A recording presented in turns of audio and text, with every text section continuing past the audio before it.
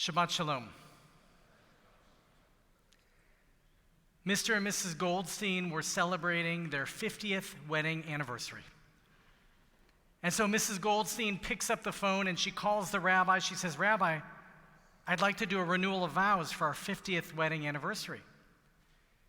The rabbi said, "That's wonderful, that's wonderful.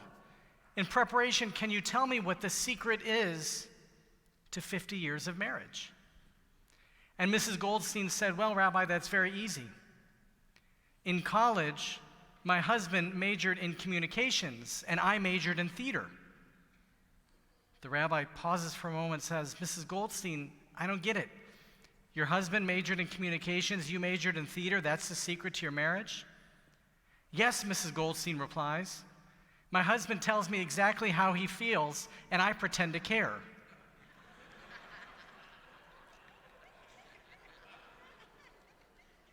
You can go lots of directions with that joke, by the way. The husband majored in social work, the wife majored in law.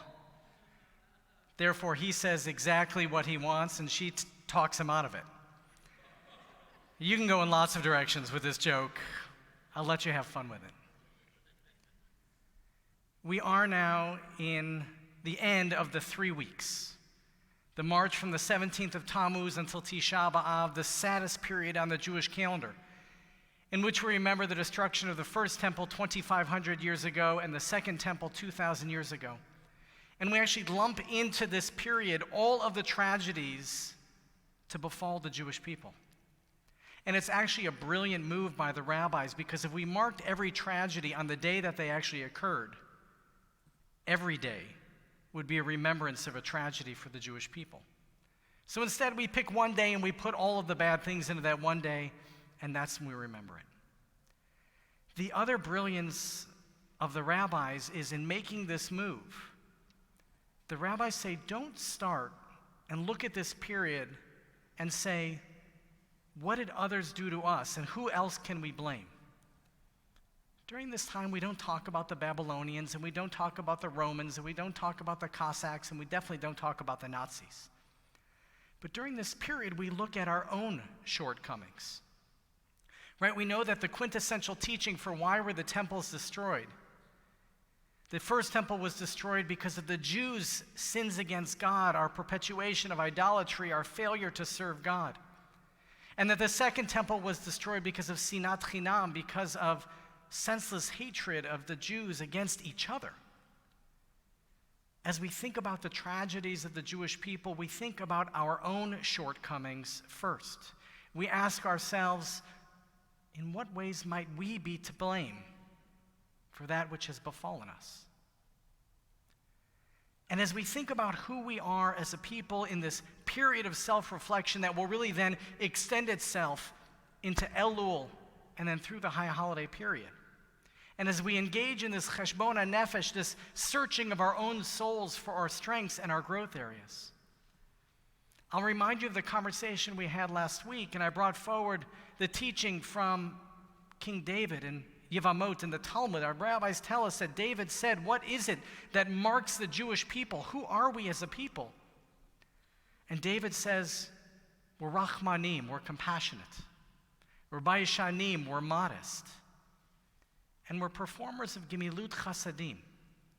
We perform acts of loving kindness. Who are the Jewish people? We are compassionate, we are modest, and we are kind. And as we look today in this particular period at our own suffering here in Israel, our first question is, what maybe are we doing wrong?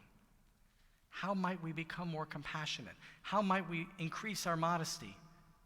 How might we become more kind? Now, what's fascinating as we went into a little bit last week in this idea of compassion is that we all acknowledge that there's a compassion bias. Our compassion bias is toward our own. We're most compassionate toward our own family. We're most compassionate toward our own community and our own people. We're more likely to give the benefit of the doubt to our own. And that's just a reality. That's a compassion bias. And in fact, the Shulchan Aruch comes to codify this bias and tells us that when we give tzedakah, when we perform this great act of compassion that is tzedakah, that we're supposed to first set aside enough money for our own children's education. That's first. Second, we're supposed to make sure that our family has everything that they need. As we prioritize tzedakah, we prioritize our own family. And then we prioritize our own congregation and our own community, our own people. And there is this scale of tzedakah because there's a finite amount of money that we can give. And it recognizes this compassion bias and teaches us how to prioritize it. Of course, then the Shulchan Aruch reminds us, as the Talmud teaches, we also show compassion toward the non-Jews, mipnei darchei shalom, for the sake of peace. Because if we want to feel peace, if we want to achieve peace, mipnei darchei shalom, for the sake of peace, we also have to show compassion toward the non-Jews around us and among us. That's how we achieve peace. Now, in this realm of compassion, we're also taught by our tradition how to ritualize the showing of compassion. Because we know that it's not just enough to say, be compassionate. You should be compassionate. It's nice to be compassionate. It's a mitzvah to be compassionate. We're more than that. We ritualize it. So what does our tradition tell us?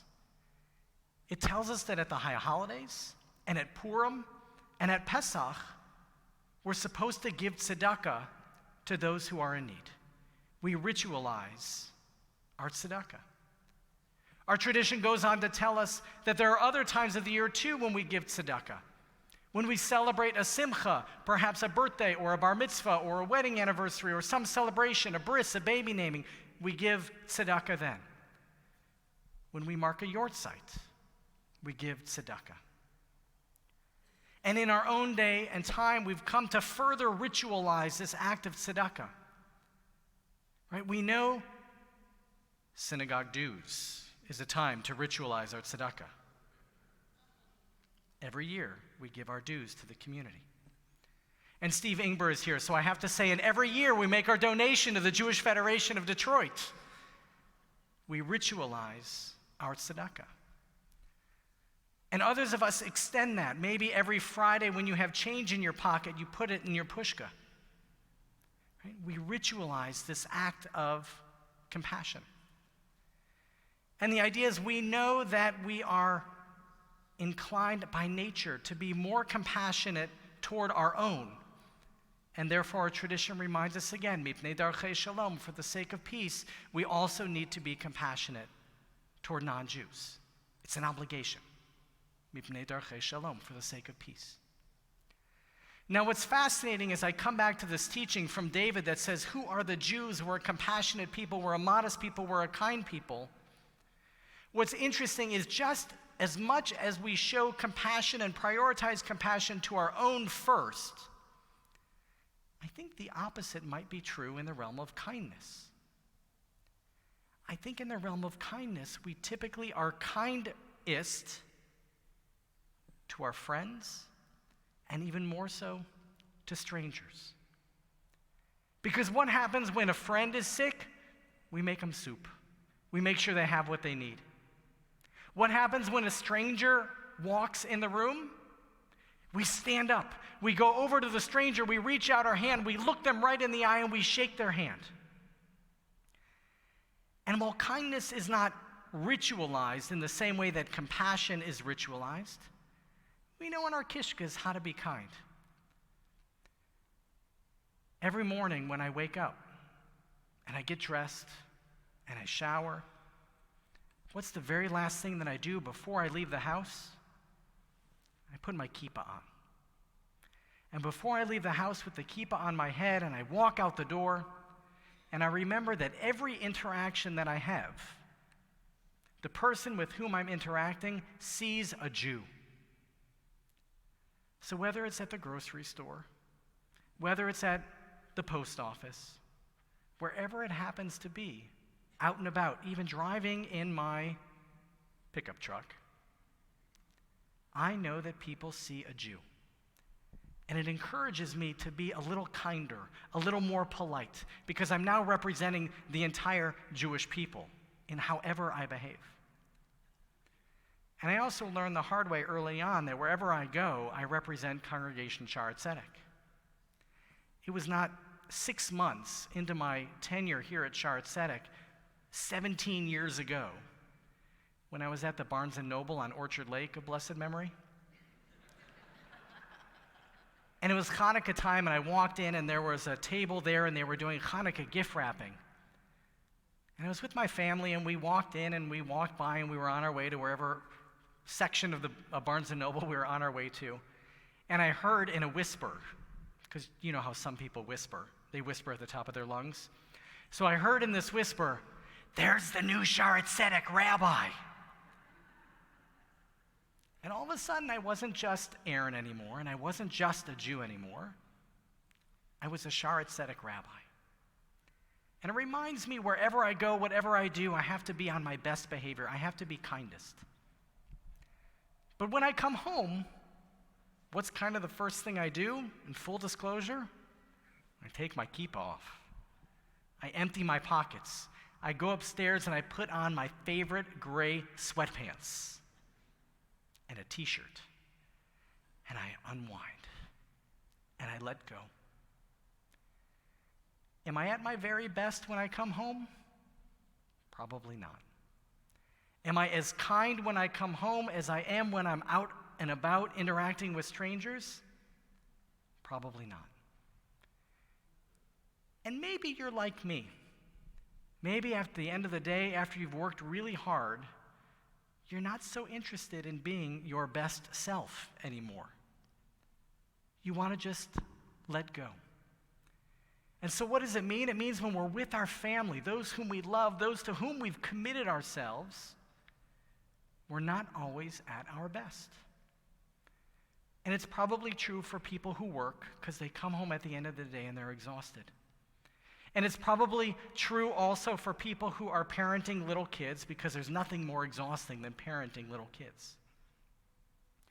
And I wonder if it's also true for people who are retired. Because God bless you, you're together with your spouse all day, every day.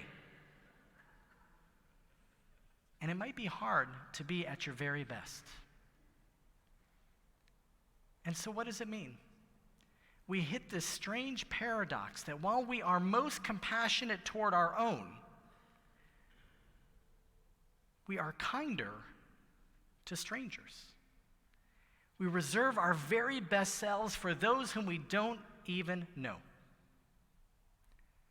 And part of that problem, I think, part of the challenge, is that we've ritualized compassion, but we haven't yet ritualized kindness. So on this Shabbat, as we end this 3-week period of self-reflection, I might invite you to consider with your own spouses, with your own children, with your own grandchildren, how might you ritualize kindness? What would it mean if every time you came in the door, the person who's already home got up and came over to welcome the person who was coming in the door? What would it mean if every night before bed, spouses turned to each other and said, "You know, today I'm really grateful that." Just as a ritual. And you get into this habit, because sometimes when we're not at our very best, it's hardest to be kind to those who deserve it the most. Our family, our spouses, our kids. And I might invite you to think about, what are some of the ways that we can ritualize kindness? Not out and about in the world with the stranger, but in our homes, with those whom we love the most. How might we ritualize kindness? And if you're already in this practice, I would love to hear what you are already doing. Share it with me at lunch or afterward. We are now ending this period, this 3 weeks, as tonight and into tomorrow are Tisha B'Av. But of course, it then launches us into the high holiday season. And we're challenged to look at our own shortcomings first, to ask, how can we be better? How can we do better in the coming weeks and months and years? And we're reminded that the second temple was destroyed because of senseless, unnecessary hatred. And I might suggest in our own time that the Jewish people might be stronger, not only if we practice compassion with each other, but if we really work on being kind one to another.